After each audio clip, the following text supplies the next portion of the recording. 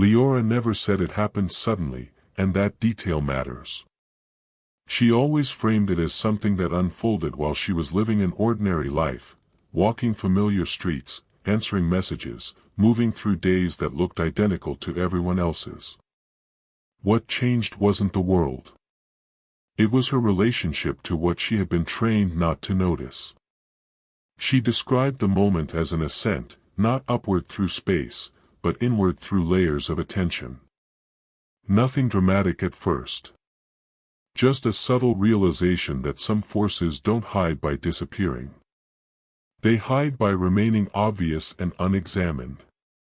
She explained it with a calm that made people lean in. If something wants to control behavior, it doesn't announce itself. It blends into habit. It borrows language you already trust. It adopts the tone of common sense. Leora said the greatest advantage any unseen system has is not power, but familiarity. When something feels normal, the mind stops questioning it. And once questioning stops, perception narrows. That narrowing is the doorway. Her ascent vision didn't involve lights or voices. It came as a widening. She noticed how her attention had been guided for years, pulled toward urgency, toward fear, toward endless internal commentary. None of that was accidental. Not engineered in a sci-fi sense, but shaped slowly, culturally, psychologically. The forces she spoke about didn't need to be supernatural to be effective. They only needed to remain unnamed. Unseen. Unchallenged. She said invisibility isn't about being hidden. It's about being filtered out. The human mind is constantly discarding information to function. That filtering keeps us sane, but it can also be used against us. If something positions itself just outside the range of what we're taught to pay attention to, it gains freedom. It can influence mood, reaction, even belief, without ever appearing as a clear object of awareness. She said that's when she understood why invisibility is the preferred state. Anything visible can be confronted. Anything named can be questioned. Anything clearly perceived can be resisted. But something that operates through your own inner voice, your own habits, your own assumptions. That's almost impossible to fight, because you don't experience it as other. You experience it as yourself. The ascent vision showed her a pattern repeated across history. Whenever people began to see clearly, systems shifted tactics. When control through force failed, control through belief took over. When belief was questioned, control through distraction replaced it. Each layer more subtle than the last. Each one less visible. The final stage wasn't oppression. It was noise. Endless stimulation that prevented stillness long enough for recognition to occur. She spoke gently about this, never accusing, never dramatic. That tone was intentional. Fear sharpens the filter. Calm softens it. She wanted listeners to feel safe enough to notice themselves. She'd say, if something benefits from you never slowing down, never resting your attention, never sitting quietly with your own awareness, that tells you something. The unseen forces she referred to didn't mind being discussed as myths or metaphors. What they avoided was direct observation. The kind that happens when someone stops reacting automatically. When someone pauses between stimulus and response. That pause, she said, is where invisibility collapses. Not because the force disappears, but because it loses its cover. She described realizing that many ancient warnings weren't about monsters or external enemies. They were about perception itself. About guarding the inner gate. About learning to recognize what doesn't feel hostile, but feels subtly diminishing. The ascent vision didn't elevate her above others. It made her more ordinary, more grounded, more attentive. She laughed more. Reacted less. That was the real sign. Leora said that once you understand invisibility as a strategy, you stop looking for dramatic revelations. You stop expecting thunder. You start noticing patterns. Repetition. Emotional loops that don't resolve. Thoughts that discourage curiosity. A constant pull toward distraction right before insight. These aren't proof of anything mystical on their own. They're indicators. Signals that attention is being steered. She emphasized that nothing needed to be fought. Fighting feeds visibility back into the system it opposes. The unseen doesn't want resistance, it wants engagement. Outrage. Endless commentary. The real shift came when she stopped feeding it energy altogether. When she noticed, acknowledged, and then returned to presence. Over time, what once felt heavy became thin. What once felt powerful became predictable. The ascent vision ended not with answers, but with responsibility.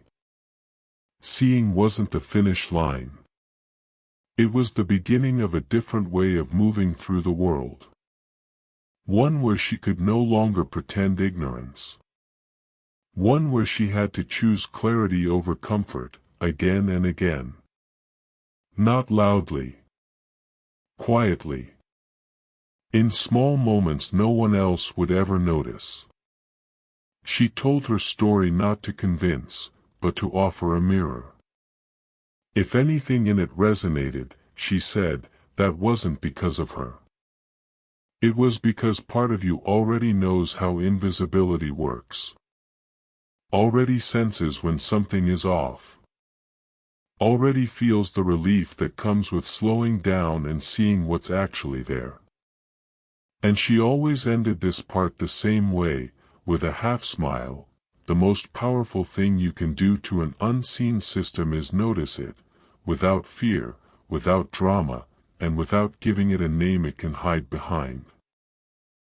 Elias never framed what he taught as a technique in the usual sense. He disliked that word because it implied effort, strain, and a goal to be achieved. What he described instead was a relearning, an undoing of habits the mind had accumulated in order to survive a loud world. He said most people believe seeing is passive, that perception simply happens. But perception, he explained, is trained. And like any training, it can be narrowed or expanded depending on what is rewarded. He would ask people to remember how they look when they're anxious. The eyes tighten. The focus becomes sharp and narrow. Attention locks onto a problem and excludes everything else. That state is useful for emergencies, but destructive when it becomes permanent. Over time, the brain learns to stay contracted. It filters aggressively. Anything that doesn't serve immediate function is discarded before it reaches awareness. That includes subtle emotional shifts, environmental cues, and inner signals that something is misaligned. Elias called this the default tunnel. Not a mystical concept, just a description of how attention collapses under pressure. He said that whatever operates invisibly relies on this tunnel remaining intact. As long as perception stays narrow, influence can move freely around its edges. Not because people are weak, but because they're overloaded. Training the eyes to notice wasn't about seeing strange things. It was about widening the frame. He taught people to soften their gaze, literally and mentally. When the eyes relax, the nervous system follows. Peripheral vision activates. You begin to notice motion, contrast, and presence without chasing it. The world stops feeling like a series of threats and starts feeling like a field. He often demonstrated this by asking someone to stare at a single point on the wall. Then, without moving their eyes, to notice what else was visible. At first, they'd name obvious objects. Then shadows. Then subtle changes in light. Finally, sensations, breath, posture, internal tone. He'd say, nothing new appeared. It was always there. You just stopped excluding it. Elias believed the same principle applied inwardly. Thoughts that dominate awareness aren't necessarily the most important ones. They're simply the loudest. When attention softens, quieter signals emerge. Intuition doesn't shout. It nudges. But nudges are missed when the mind is clenched. He warned that the moment someone begins this practice, resistance often appears. Not externally. Internally. Boredom. Restlessness. A sudden urge to check something. To move. To think about something else. He didn't interpret this as failure. He saw it as confirmation. The filter was being challenged, and the system, psychological, cultural, habitual, was pushing back to restore normal narrowing. He encouraged people not to fight that resistance. Fighting re-engages the same sharp focus that created the tunnel in the first place. Instead, he suggested curiosity. Interesting, he'd say. Notice how quickly attention wants to escape. That noticing alone begins to loosen the grip. One of his core ideas was that attention is food. Whatever receives it grows more solid. Thoughts, emotions, even moods become more convincing when constantly observed with tension. When attention relaxes, these constructs lose density. They don't disappear instantly, but they stop dominating. Elias spoke often about the myth of constant clarity. He said clarity comes in waves. You see a little more, then the old filters return. That's normal. The mistake is believing that seeing once means seeing forever. The practice is gentle repetition. Returning to softness. Returning to peripheral awareness. Again and again. He also emphasized embodiment. Noticing wasn't just visual or mental. It involved the whole body. The way the feet meet the ground. The way the jaw holds tension. The way breath changes when a difficult thought arises. These physical cues are faster than conscious interpretation. They tell the truth before the mind explains it away. Over time, students noticed changes. Not visions. Not revelations. But space. Situations that once triggered immediate reaction now had a pause. In that pause, choice appeared.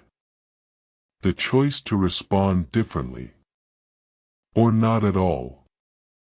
Elias said this was the real training. Not seeing hidden forces, but reclaiming agency over attention. He was careful not to encourage paranoia. He warned that once people realize influence exists, they can begin seeing it everywhere. That's just another form of tunnel vision. The goal wasn't suspicion. It was clarity. A grounded awareness that can include uncertainty without filling it with stories.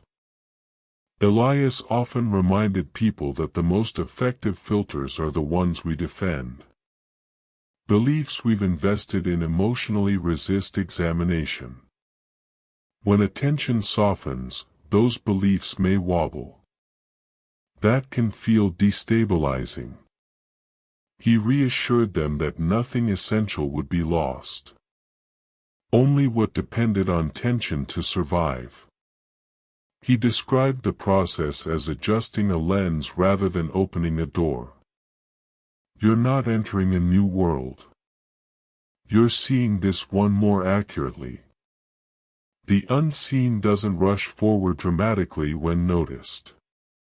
It simply becomes less influential. Like a background hum you finally realize you can turn down. By the end of his sessions, people didn't feel special. They felt quieter. More present. Less compelled to react. Elias considered that success. He said the clearest sign that perception is widening is an increased tolerance for silence. Silence internally and externally. The ability to be with experience without immediately labeling it. He concluded that training the eyes to notice isn't about acquiring hidden knowledge. It's about removing unnecessary filters. What remains is simple, ordinary, and surprisingly sufficient.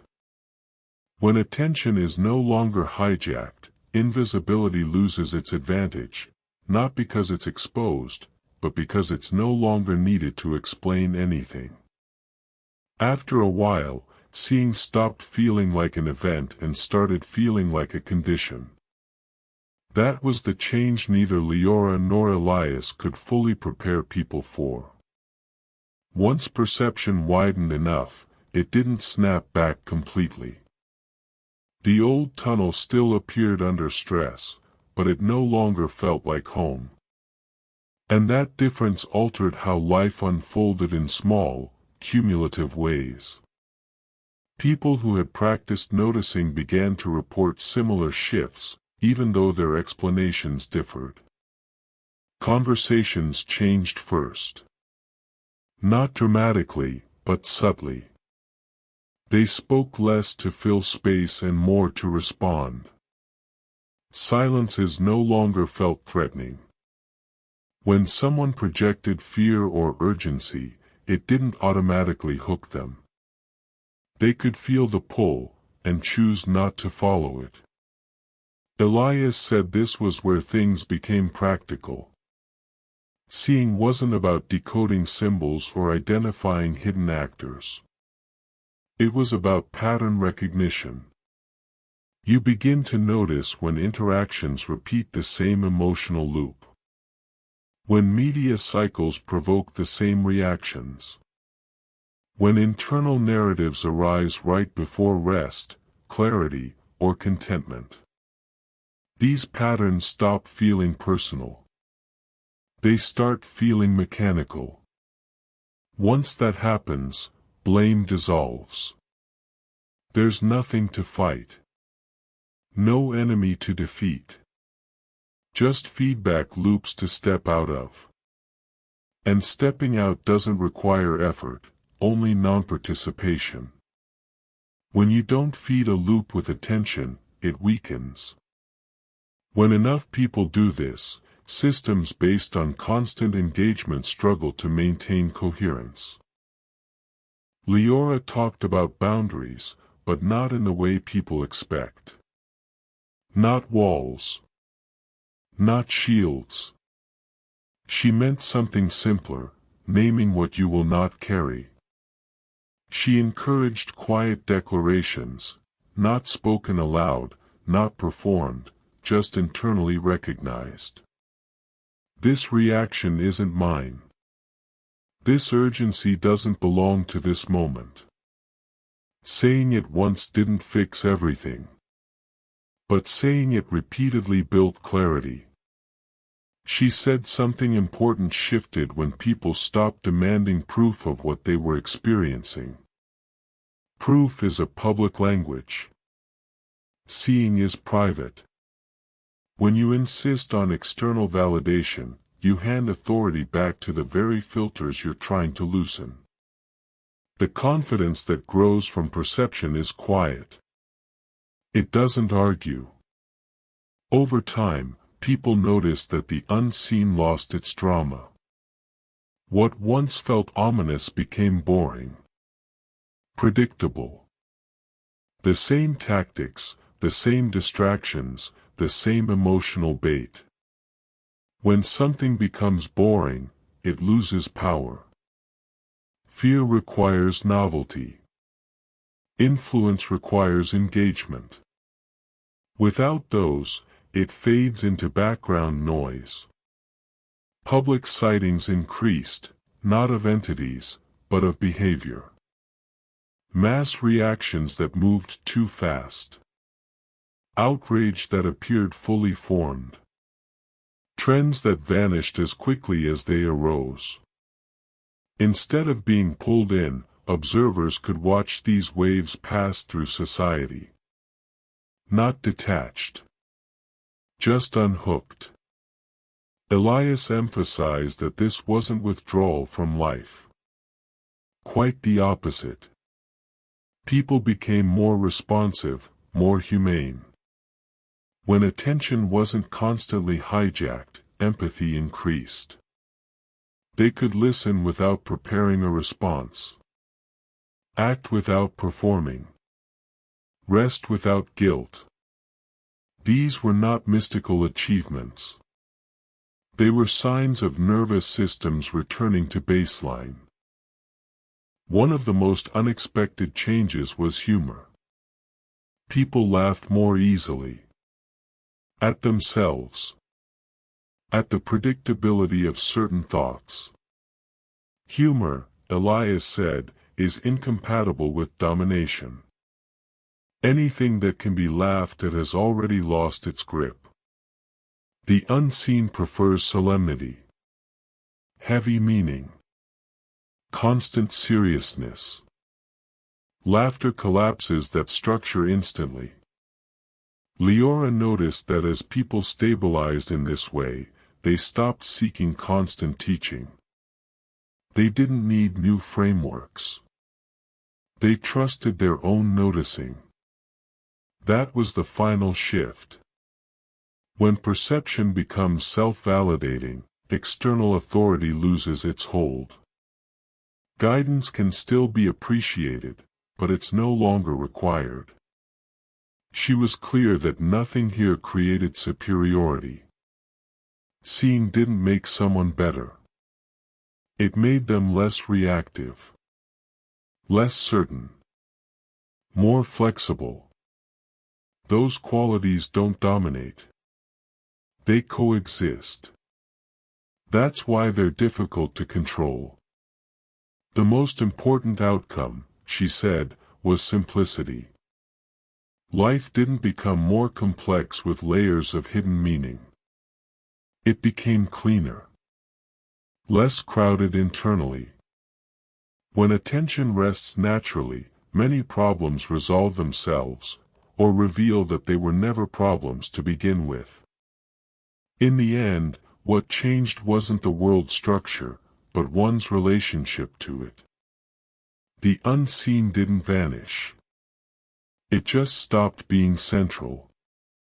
Like stagehands once the spotlight moves. Still there. Still working. But no longer mistaken for the show itself. And that, according to both Leora and Elias, was enough. Before you go, let me leave you with this. Nothing you've heard here is meant to replace your own experience. If something resonated, sit with it quietly. Don't rush to label it. Don't rush to share it. Let it integrate at its own pace. Real understanding doesn't announce itself, it settles in gently and changes how you move through ordinary moments. If this perspective gave you a pause you don't usually get on this platform, that matters. If it helped you notice your own attention, even briefly, that matters more. These conversations survive because people engage with them thoughtfully, not because they go viral. If you want to support this work, subscribe so these explorations can continue without distortion. If the video grounded you, leave a like, it helps signal that calm content still has a place here. And if you know someone who enjoys thinking slowly and deeply, share this with them in a quiet way. Thanks for spending this time with me. Stay curious, stay present, and I'll see you in the next one.